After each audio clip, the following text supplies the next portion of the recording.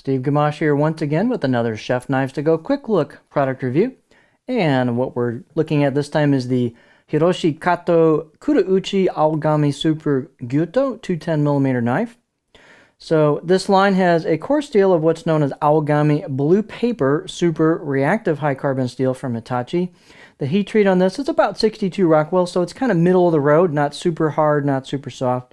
The construction is on either side of that hard reactive core steel, you do have a soft reactive iron cladding as well with a Kurouchi or blacksmith protective finish on top of that. So it is an all reactive blade. There's no stainless or semi-stainless on it or anything like that. These are hand hammered, handmade, so the weight and dimensions will vary a little bit from knife to knife. This particular one's about 158 grams or 5.6 ounces. And the edge length, it's one of those oversized 210s, which is, I think that's really cool because you get a little more length and you're not quite to a full, 240 size. So this is about 215 millimeters on the edge. And again, they'll vary a little bit, but about 8.5 inches. The overall length, about 14 inches. The spine thickness, not super thick for the type of knife it is. So coming out of the handle, it thins up pretty quick. And then right above the back of the blade is about 2.8 millimeters. And then it kind of just has a gentle distal taper that kind of just goes gradually all the way down the knife and then keeps consistent maybe through here. And then when you get to the grind, it thins up towards the tip. And the tip's not like super duper skinny, but it really does quite well through product. It's actually a very good performing knife. The blade height is about 47 1/4, so plenty of height. You've got a fairly generous length on the neck here from the back of the blade, the choil into the handle. So there's plenty of room for most people, unless you got really fat fingers or really big fingers. You're going to be able to fit your finger in there, and so that gives you a nice spot for a pinch grip. So loads of board clearance with that 47mm height. And balance point, as long as we're at it, with this handle they have on here is about right there. So it's pretty close to a pinch grip. For me, it's just almost on the money for a pinch grip. So that gives you a nice neutral feel for the blade and makes it feel kind of light and nimble in the hand. But yet you've got just enough mass there, blade thickness, to give you a little heft. The handle's well done. It's kind of their trademark handle he uses on some of his stuff is the oval ambidextrous rosewood with a black packerwood ferrule. Pretty tight handle install on the tang and just nice fit and finish. It's I've got a slight bump there between the ferrule and the wood, but it's not much. It could be kind of sanded down if you felt like doing that. To me, it's not objectionable at all, but it's just a real kind of nice, warm handle as far as the look goes. Circumference is about 75, 76 millimeters here where the ferrule and the rosewood meet, so pretty standard size for this. Out of the box, this has a pretty nice edge on it. It's fairly well polished, and it was sharp. It's a good solid 6 out of 10 right out of the box.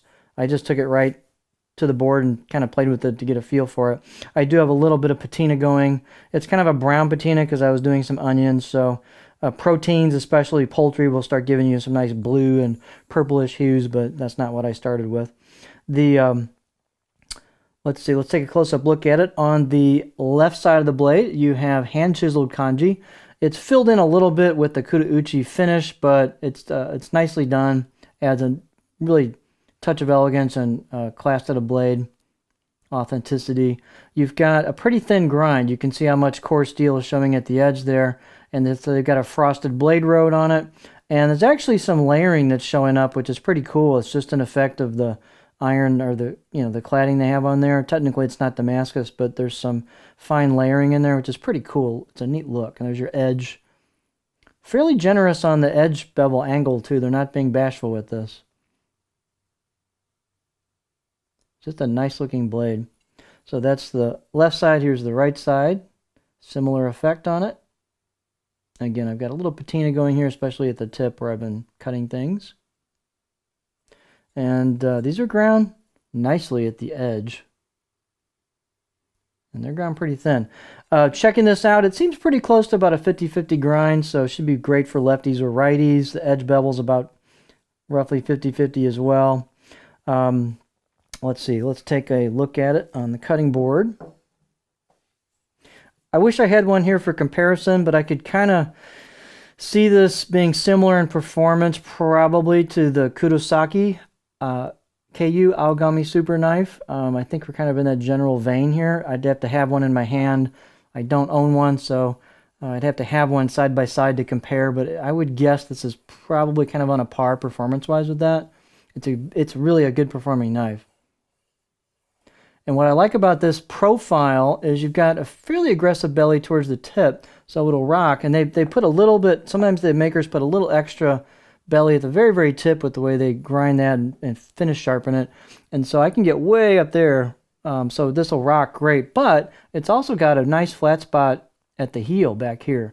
So it drops into a flat spot. It's not a full-on stop, but it does have a kind of a stop to it. It's not a hard, like, hitting the heel, but you've got a nice flat spot towards the back. So I'd say this is a pretty good triple threat kind of technique knife. You got a little bit of flat for chopping, you got some middle section for push-pull cuts, glide cutting, those kind of things, and then on the tip you can rock with it. So they've really done a great job with this profile. And it's like butter. It's real smooth. No high spots, no low spots. So the grind is done really well on this knife. It's a nicely made knife. So if you're in the market for a hand-hammered, Kudo-uchi style blade that's just kind of understated aesthetics, that's made really well, really good performer, with Aogami Super Core in it for long-lasting edge retention. This is another great option that Mark has brought into Chef Knives to Go. So here you have the Hiroshi Kato Kudo-uchi Aogami Super Gyuto 210mm knife.